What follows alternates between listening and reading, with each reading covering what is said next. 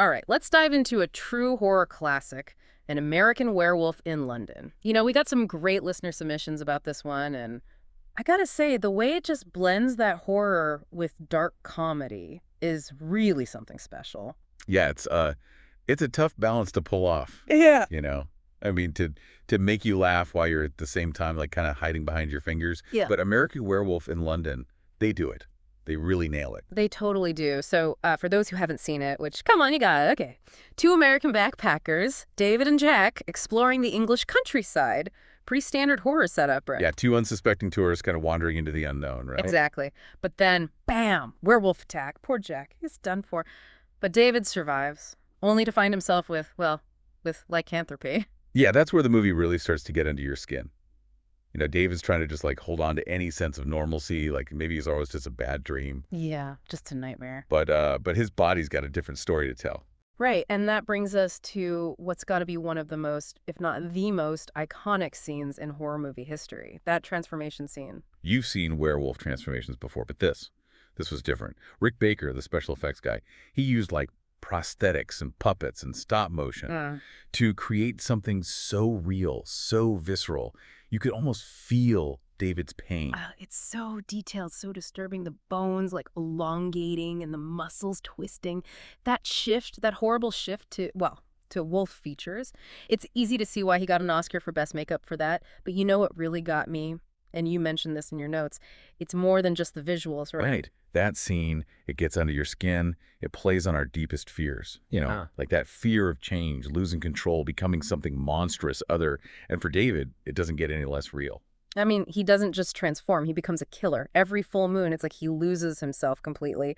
And then he's left with, I don't know, this horrible guilt. That's got to be brutal to carry around. Yeah, and no one believes him. Can you imagine trying to explain that to someone? To doctors? Your family? I mean, they'd think you've completely lost it. It adds this whole psychological layer to David's character, this torment. Yeah. It's heavy stuff. And just when you think it can't get any darker, Landis throws in this curveball. And that's where the humor comes in. Yeah, Landis, the director, he's got this knack for finding humor in the darkest places. And it's not like slapstick funny, but this dark kind of macabre wind. And it just works. Like the perfect example, Jack. Back from the dead, but not exactly how you'd expect. He's like this, I don't know, rotting, wisecracking ghost popping up to give David some advice. What do you think makes those scenes work so well? I mean, not just the comic relief, but how they actually add to the tension. I think it's the contrast, right? Pure terror, then bam, dark humor. Keeps you guessing, keeps you on edge. Yeah. Plus, it really highlights how messed up David's situation is, dealing with this crazy curse, and his only friend is, a talking corpse. Yeah. Brilliantly done. It really is. And while we're talking layers, there's this, this social commentary thing you brought up in your notes. It's not just a monster movie. There's something deeper there about society, how we treat those who are, different. Exactly. That's what makes this movie so interesting. It works on all these different levels. On one hand, it's this great horror movie with, like, groundbreaking effects, but then underneath that, you've got these themes of isolation, alienation, even cultural clashes. Yeah. Like how David and Jack, these American tourists, they're kind of oblivious to like the real dangers of this seemingly, idyllic English countryside. Almost like lambs to the slaughter. Totally unprepared. Makes you wonder, are they just victims of circumstance or, their own kind of naivete, their cultural blind spots? Now, that's a great question. And I think the movie wants us to ask it. It also touches on how we react to things we just don't get, David's transformation, his behavior getting more and more erratic, it all points to this, like, feeling of isolation, like being misunderstood, right? Yeah. It's almost a metaphor for dealing with anything that's just outside the normal human experience. It's like everyone around him thinks he's nuts, but he's trapped in this nightmare nobody else can see.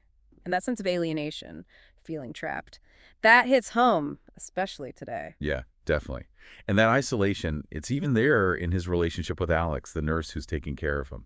She's this connection to humanity, a little bit of hope in all the darkness.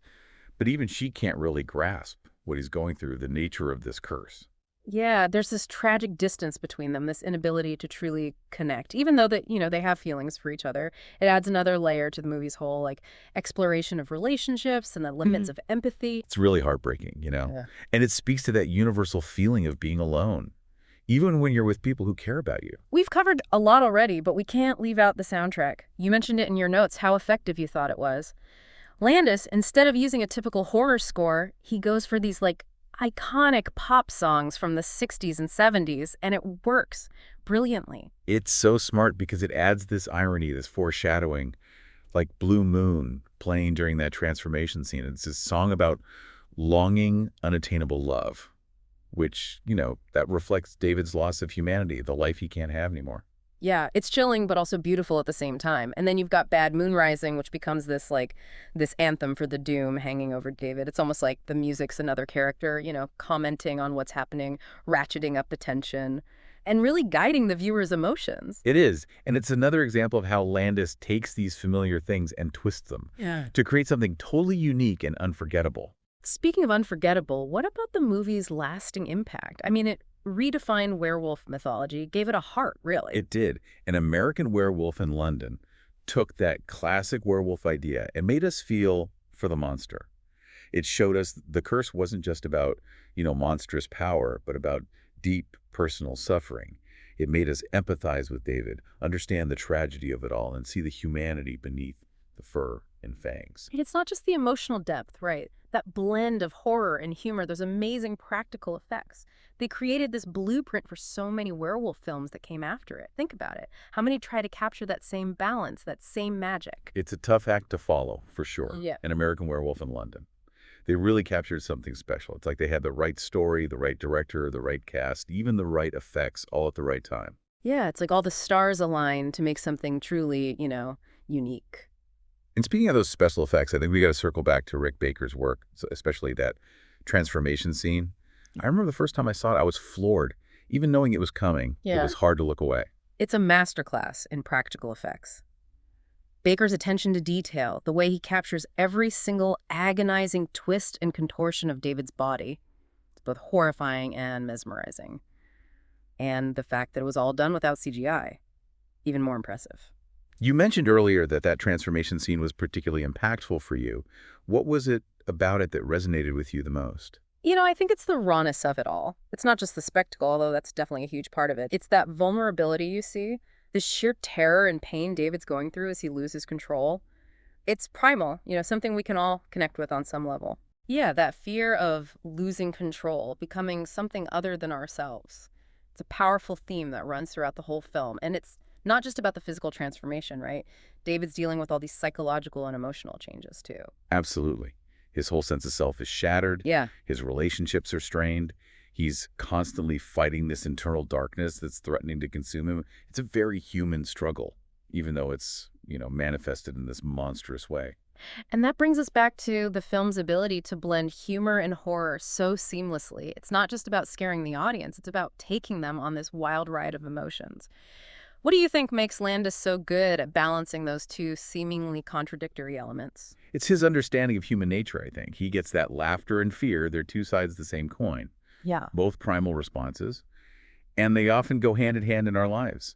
Think about it. You can be laughing one minute and then the next, something happens and chills down your spine. Yeah, it's like that sudden reality check. A reminder that even when things are good, there's always potential for darkness. And Landis, he uses that to create these moments of unexpected humor. It's not just comic relief, it actually heightens the tension. Exactly, like a pressure valve. Release some of that tension, then bam, right back into the horror. It also emphasizes just how absurd David's situation is. He's got this life-altering curse, and then there are these darkly funny moments like that scene in the porno theater. Oh man, that scene. Pure chaos, terror, and absurdity all mixed together. You've got David transforming in the middle of a crowded theater, people running for their lives, and it's played for laughs. It's brilliant. Landis, he knows how to find humor in the most unexpected places. There's another scene that really stuck with me. The one where David wakes up in the zoo, naked, surrounded by wolves. Yeah, that scene's powerful. It's like a visual representation of David's internal struggle. He's surrounded by these creatures that are both familiar and alien to him. He's drawn to them, but also terrified at the same time. Like a mirror, right, reflecting his duality. The human and the beast raises the question, can he fight it off? Or will he give in to that animal nature? And that question, that's at the heart of why this movie still resonates with people. It goes beyond horror, it speaks to the human condition. We all have our own inner demons to battle. And An American Werewolf in London, it reminds us that sometimes those battles are more primal, more visceral than we want to admit. You mentioned in your notes that you were drawn to the film's social commentary. Can you expand on that a bit? Sure. While the film is definitely a horror comedy at its core, it also offers these subtle critiques of society, especially in how it portrays outsiders and people who are different. Like the way David is treated once his behavior starts to change. His dreams, his outbursts, they're just dismissed as him being mentally unstable. No one gets what he's going through. Exactly. It's a metaphor for how society often fails to understand or support anyone who doesn't fit in, anyone who's struggling with something outside of what's considered normal. And you also see it in the way David and Jack, as American tourists, are kind of oblivious to the dangers lurking in the English countryside. Yeah, they're outsiders in every sense of the word, stepping into a world with its own rules, its own history, its own darkness, and they're totally unprepared for what they find. It's a good reminder that sometimes the biggest danger comes from not understanding the environment you're in. Underestimating the forces at play makes you wonder, are they victims of the werewolf or victims of their own naivete? That's a great question. And I think the film leaves it open to interpretation. It's not about giving easy answers, but making us think about how we see those who are different and how we react to the unknown. You know, one thing that struck me was the portrayal of London. It's not the romanticized, touristy London you often see in movies. It's darker, grittier, full of shadows and secrets. It's a London that reflects the darkness inside David. The city becomes a character, a mirror to his inner turmoil. The narrow alleys, the foggy streets, the sense of isolation and paranoia. It all adds to that unsettling atmosphere. Yeah, it makes the horror feel more real, more grounded. This isn't some fantasy land, but a place that could exist, a place where reality and nightmare blur. Exactly. And that sense of realism is heightened by the use of practical effects. There's this weight, this visceral quality to the horror that you don't always get with CGI. You feel the terror, the pain, the transformation is right there in front of you. Which brings us back to the soundtrack. You mentioned earlier how effective you thought it was. Could you tell us a little more about why those musical choices resonated with you? It's the way Landis uses popular music to create this feeling of unease. Like something's not quite right. You've got these familiar upbeat songs like Blue Moon and Moondance, playing against this backdrop of horror, and it creates this jarring contrast that really sticks with you. It's like a subconscious reminder that even in ordinary moments, danger can be lurking right there, and the music becomes this undercurrent of dread, subtly building the tension and foreshadowing what's to come. Exactly. And the way Landis uses Blue Moon during the transformation, masterful. It's not just background music. It becomes a core part of the scene. It adds to the emotional impact and gives this layer of, I don't know, tragic beauty to the horror. I love how you put that. Tragic beauty. It really captures the film's ability to find poetry in the darkest of places. It's not just about scaring you, it's about making you feel something, exploring the whole spectrum of human emotions. And that emotional depth sets an American Werewolf in London apart from a lot of other horror films. It's not just about gore and jump scares. It's about the characters, their relationships, their struggles, their humanity. And it's about those monsters we carry inside, the ones we try to hide, the ones that threaten to take over. It's a universal theme that connects with everyone, whether you're a horror fan or not. Absolutely. It's a film that speaks to our deepest fears, our insecurities, our fascination with that dark side of human nature. And it does it with this mix of humor, horror, and social commentary that's hard to find done this well. It's amazing how an American Werewolf in London manages to be both entertaining and thought-provoking at the same time. You know, we've talked about those groundbreaking effects, the dark humor, the social commentary. But I'm curious about its overall impact on horror. How do you think audiences see it today, and what kind of legacy has it left behind?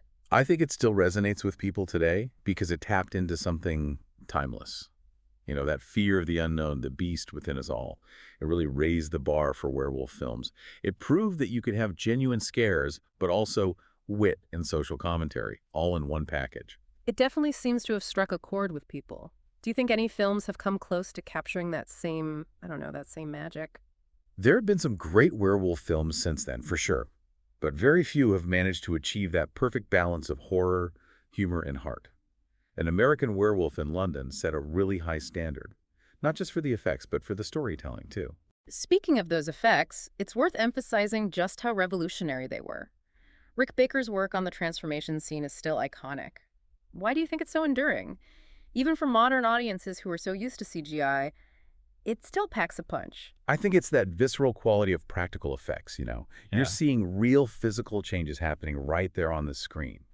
And that translates to a level of realism that CGI just often struggles with. The transformation is painful, it's messy, it's unsettling in a way that sticks with you. It's interesting you bring up that CGI versus practical effects debate. I've noticed a lot of horror fans, myself included, tend to find practical effects way more effective when it comes to creating truly disturbing images. Totally. There's a tangibility there, a sense of weight and consequence that you get with practical effects. You're not looking at a computer creation, but something that was physically built, manipulated, filmed.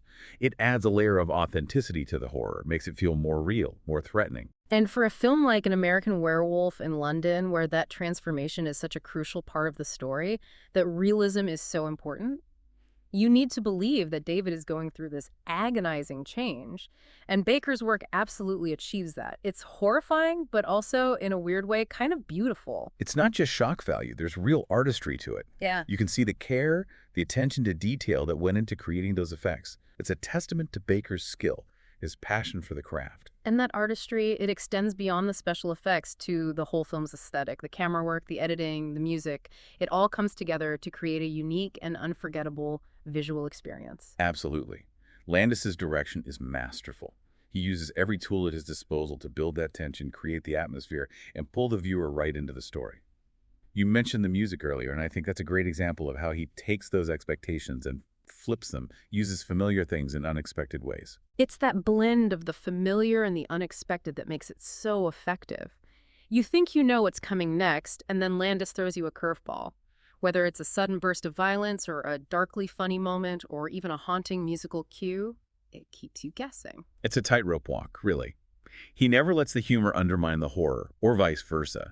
They work together to create this experience that's complex, layered, entertaining, and thought-provoking all at once. So we've established that An American Werewolf in London is groundbreaking, it's influential, but what about its wider cultural impact? How has it shaped how we see werewolves? What kind of legacy has it left behind?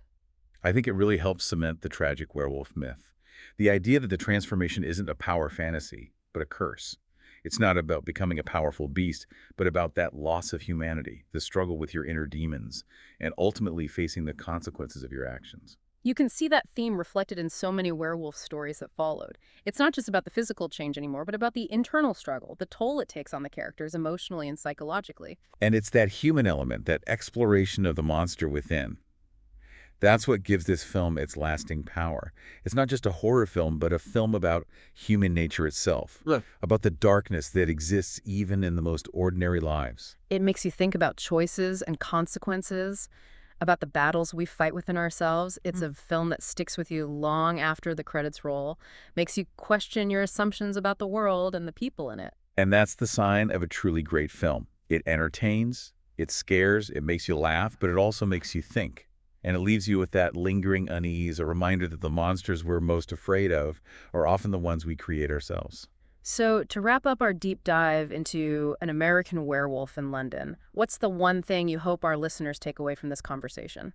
I hope they'll go back and watch it again, or maybe see it for the first time, and appreciate not just the amazing effects and the dark humor, but also that deeper exploration of human nature and those monsters lurking inside us all. Sounds like a film worth watching, studying, and discussing. And if you're listening out there, we encourage you to do just that. Dive into An American Werewolf in London.